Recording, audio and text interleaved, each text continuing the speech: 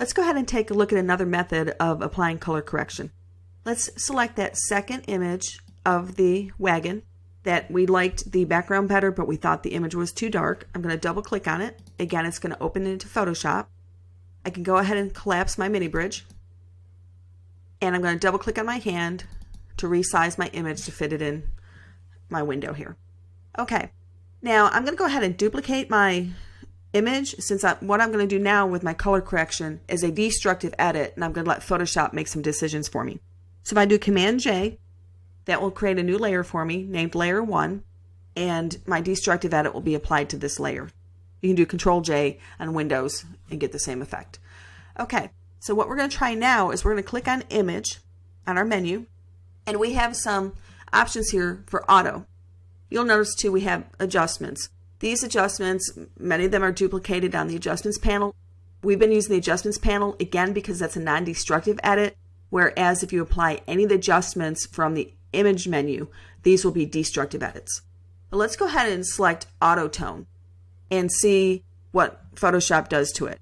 I believe it actually made it darker. Let me hit my visibility icon, turn it on and off. It does look a little richer, and it brings out more of those rich tones. Let me go ahead and open my histogram and refresh it, and you see that again we've got a large area that on the left hand side all the dark tones are there because of that large area of white in my histogram. Let me turn off my visibility icon, go down to my background layer, and let's refresh the histogram.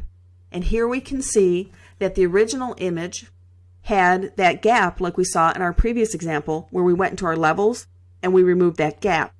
So what Photoshop did on our layer 1 in our layers panel was it applied that levels for us automatically and removed that gap on the left hand side. Okay, I'm going to go ahead and collapse that, and let's go back up to image, and now let's try auto contrast. And you can see barely anything happened, if anything. I'm going to go ahead and do an undo, Command Z, then I'm going to redo it. And you can see that Photoshop felt that there really wasn't any contrast that could be improved automatically through its features.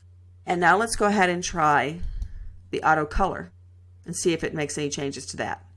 And here we can see it actually toned down the image a little bit more. It muted out the colors, and we lost some of those rich tones that were in the original wagon. Again, if I hide my visibility icon on layer 1 and let the original shine through, actually does have richer tones to it, and it has a better depth of contrast in the image. Whereas my layer 1, you can see how washed out this image appears, and it kind of looks flat because the colors are kind of muted. Okay, let's go ahead and do a file save. And again, we want to go back to that chapter 9. We are going to make this the JPEG, and I'm going to click save and OK. And now I can close this, and I can say don't save. Let me go to mini bridge to jump back to bridge. And now we can see I have another copy of my new image. And again, we can see the dramatic difference that has been made between the two images.